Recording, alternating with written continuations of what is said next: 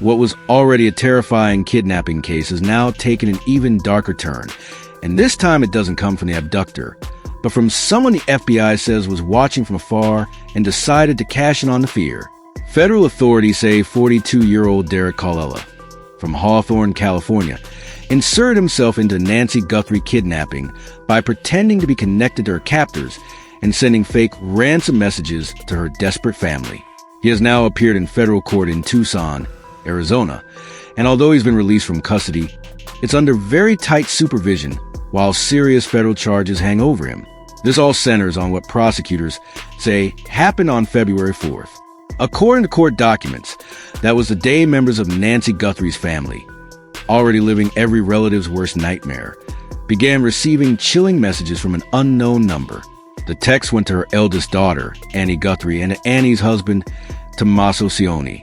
Investigators say a brief 9-second phone call was also placed to another relative from the same source. The timing of those messages is what really stands out. They came shortly after the Guthrie family released their first public video appeal, a message where they pleaded with Nancy's kidnappers to provide proof that she was still alive. That video was broadcast and shared widely. Within a short window of that appeal going public, the text started coming in from a stranger. In those messages, prosecutors say, the sender referred to a cryptocurrency payment, allegedly writing some version of the same line in both texts, asking whether the family had received the Bitcoin, and saying that, we're waiting on our end for the transaction. In other words, someone was trying to convince Nancy Guthrie's closest relatives that a ransom process was already underway and that money needed to move. For a family clinging to any hint of hope or information, messages like that can be devastating. You don't know if they're genuine. You don't know if ignoring them could cost you a chance to save your loved one. Federal investigators say that's exactly the emotional pressure the sender was exploiting. Behind the scenes, the FBI and other agencies moved quickly to figure out who was behind the number. According to the criminal complaint, they turned to open-source investigative tools, essentially using publicly available data and technical methods to track where the messages came from. They eventually traced the activity back to a voice-over internet protocol, or VoIP service. Those VoIP texting and calling apps are significant here. Unlike standard mobile phone plans, they let users generate alternate numbers that aren't tied to a traditional carrier. You can pick up a virtual number, send texts, make calls over Wi-Fi, and on the surface it looks like any ordinary phone. But to investigators, that's a red flag. These services are often used by scammers specifically because they're harder to trace than a regular cell contract, and they allow someone in one state to appear to be somewhere completely different.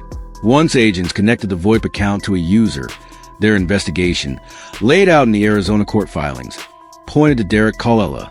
The U.S. Attorney's Office of the District of Arizona then filed 2 federal charges against him. The first accuses him of transmitting a ransom demand in interstate commerce, essentially sending a ransom-related message that crossed state lines using electronic communication.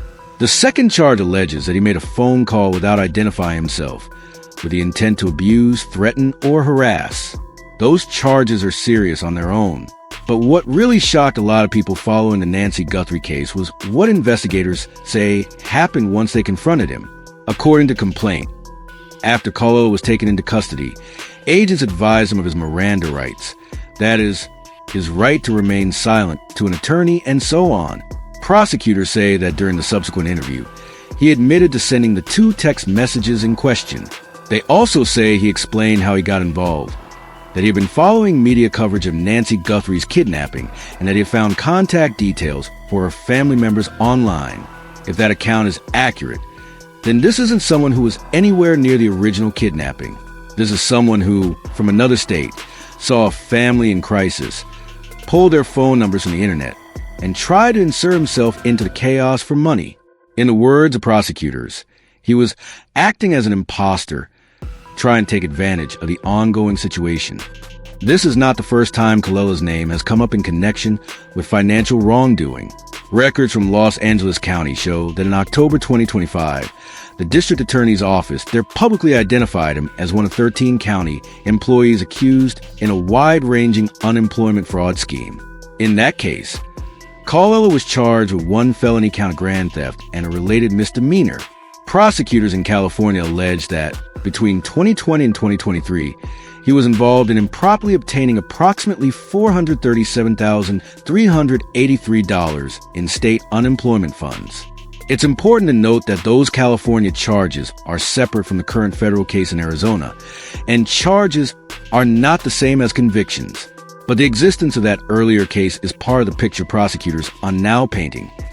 A man with prior allegations of financial misconduct, now accused of trying to profit off one of the most sensitive and emotional crime stories in the country. Despite the disturbing nature of the allegations, Callella is not currently sitting in a cell. After his latest court appearance in Tucson on Thursday, federal prosecutors agreed to his release from custody under strict pretrial conditions. That means the court still considers him legally innocent unless and until proven guilty. But they're not simply letting him walk away without oversight. Those supervision conditions are significant. He is barred from contacting any of the victims or witnesses in the case. That includes members of the Guthrie family and anyone else directly involved in the investigation. Authorities will also be monitoring his electronic devices, which could include phones, computers, and tablets, to ensure there is no further attempt to reach out or engage in similar activity while the case is pending. Essentially, he's out of jail physically, but with very little freedom to move around this case. This wasn't his first trip to a courtroom in connection with the February 4th messages. After his arrest in California, Callella initially appeared in federal court there on February 6th. From that point, the process began to transfer him to Arizona, where the charges were actually filed, because that's where the impact of his alleged conduct landed.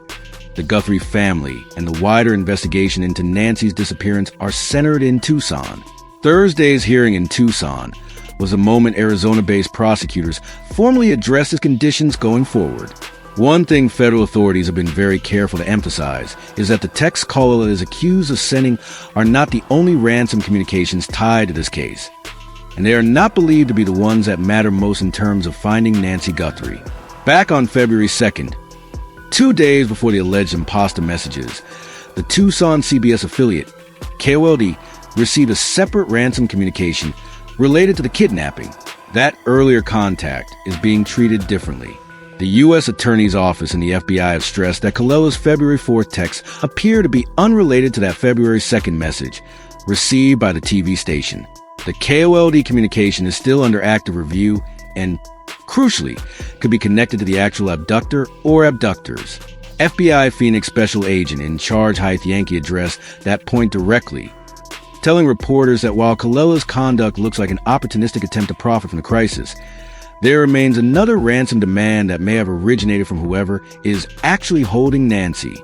That distinction matters for two reasons. First, it means that law enforcement resources are now split between prosecuting someone accused of exploiting the case and continuing to chase a genuine lead that might bring Nancy Guthrie home. Second, it highlights the awful reality for families in these situations. For every real message from a kidnapper, there could be fakes layered on top, forcing them to live through fresh waves of hope and fear over and over again. For the Guthrie family, this saga has already been unbearable. Nancy's disappearance remains unsolved. The public plea they put out, asking for proof of life, was a sign of how desperate they were becoming. To learn that, according to federal prosecutors, a stranger hundreds of miles away saw that plea and decided that was his moment to send a fake ransom prompt. That adds another level of cruelty on top of what they were already enduring. It also raises broader questions about how modern technology has changed this kind of crime. VoIP apps, social media, online directories, all of the tools that make communication easier also make it easier for bad actors to step into someone else's tragedy. A kidnapping in Arizona can attract a scammer in California within hours, with almost no cost or effort, just by skimming news reports and looking up phone numbers on the internet. For law enforcement, that means every ransom message, every cryptic text, has to be taken seriously until it can be proven fake. They can't ignore a demand for money that claims to be from an abductor, even if the language looks suspicious or the number is unrecognized. They have to trace it, document it, and if necessary, bring those responsible into court, even if those people turn out not to have Nancy at all. Right now, that's exactly where the case of Derrick Callella stands. He had been formally charged with transmitting an interstate ransom demand and placing a harassing, anonymous phone call. According to investigators, he has acknowledged sending the messages and following the case online. He has been released from custody but is being closely supervised, with his electronic activities under watch and strict orders not to go anywhere near the family he's accused of targeting. At the same time, the larger, more urgent investigation, the search for Nancy Guthrie, and the effort to identify and locate whoever actually abducted her, is still very much active. Federal and local authorities in Arizona have not closed the door on any leads, including that earlier ransom contact to the Tucson TV station. For the family, that remains the focus. Not the imposters, but the people who know where Nancy is. As new details emerge, this case serves as a stark reminder just how many layers there can be in a high-profile kidnapping. There's a crime itself.